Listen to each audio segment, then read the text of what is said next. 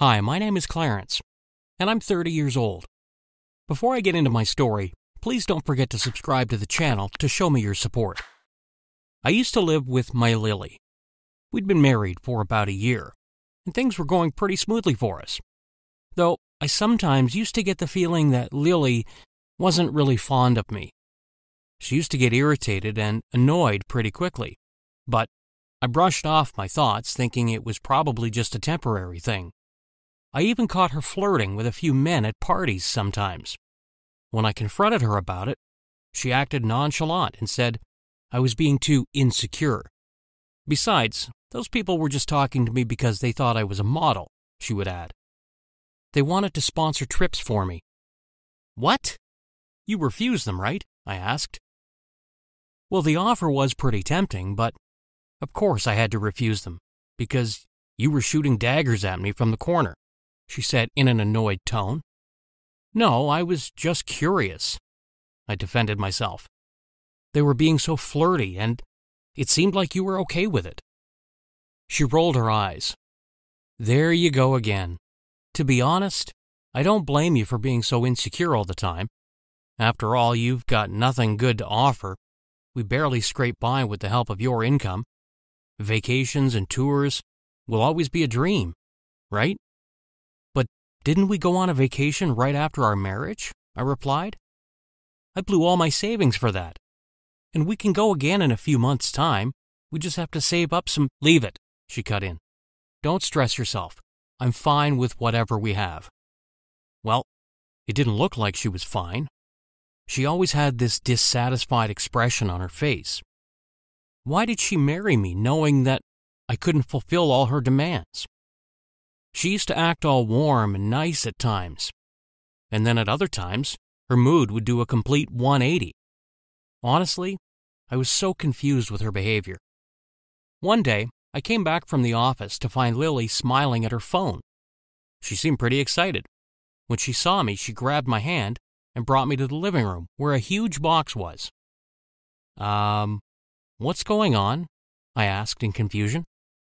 It's your birthday tomorrow, she said with a smile. Oh, right. So that's a gift for me? I pointed towards the box. What? No, she shook her head. It's something that will take you one step closer towards your gift. Huh? I don't understand, I frowned. Look, first of all, just sign these papers here, she said. I need your permission to get that gift. Oh, okay. I took the papers from her and signed them. And now, all you have to do is stay inside that box until I tell you to come out, she said. What? I exclaimed in shock. Are you crazy? Why would I get inside the box? Please, she almost begged. You'll ruin all the effort that I put into getting you a surprise. I'm not asking for much, am I? Just get inside the box and stay there. You'll be able to come out in no time. I was hesitant, but Lily kept convincing me, and in the end, I agreed. I got in the box, and she closed it, packing it completely from the outside. Surprisingly, the box was big and comfortable enough for me to stretch my legs. But why did it feel like I was the gift here? Why did she want me to stay like this? I felt the box moving, and I don't know how much time passed because, well, I fell asleep pretty soon. When I opened my eyes, I could hear some voices coming from the outside. Lily, I called out. Are we there yet? What's happening? There was silence on the other end, and after about 5 minutes, the box was opened, and I had to shut my eyes against the sudden onslaught of light. I stood up and glanced around at the unfamiliar surroundings. It looked like the interior of a mansion. What is this place? I asked. Your new home. A woman's voice came from the side, and I almost stumbled from shock. I turned to see a pretty woman making her way toward me. Who are you? Where's my wife? I asked sternly. Your wife? She laughed. You mean the seller? I raised an eyebrow. What do you mean? I'm talking about Lily. Yeah, she's the seller, the woman replied. But I guess you don't know. But then again, you did sign the contract. Okay, you're just confusing me, I said. Can you please tell me what's going on? Well, I should first introduce myself, she said. I'm Vivian, your owner.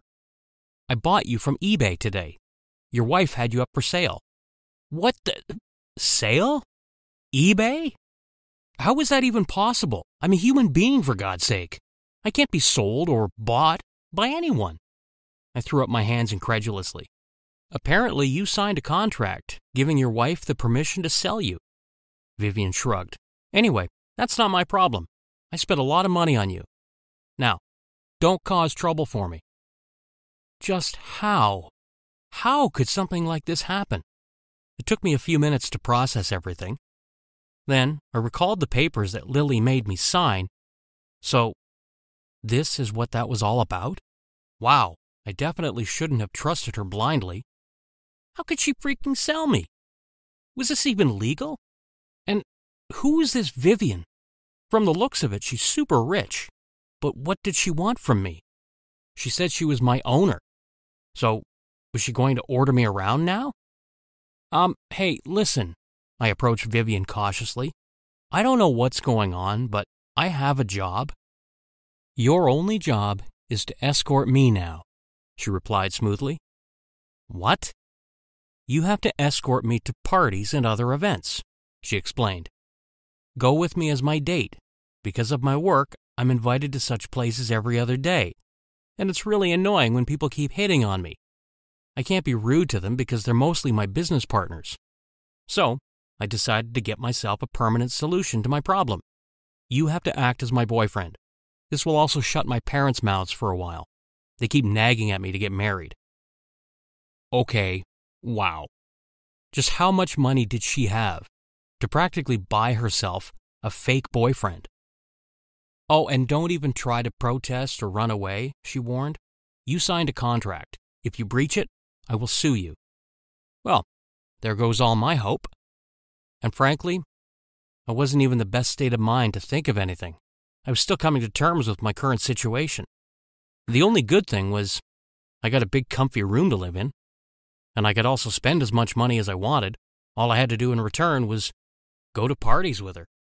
Vivian wasn't that bad a person, if we kept aside the fact that she practically bought me and thought of me as someone she owned. Oh, and not to forget that she was holding the contract over me. But still, Lily was worse than her. She had betrayed me and my trust. If only I could somehow contact the cops and let them know that I'd been tricked. But Vivian was monitoring my every move. I didn't even have a phone. So I decided to win Vivian's favor. This was the only thing I could do for the time being. I made her believe that I was completely obedient and would never do anything to betray her. In fact, I told her I was much happier with my life now, which was partially true. She slowly warmed up to me, and we came to the point where we started sharing her deepest, darkest secrets with me. I kind of felt guilty for deceiving her, but it was what it was. One day, I asked to borrow her phone, and she handed it to me without any questions. Yep, she trusted me that much now. Well, I did sacrifice a lot to gain that trust.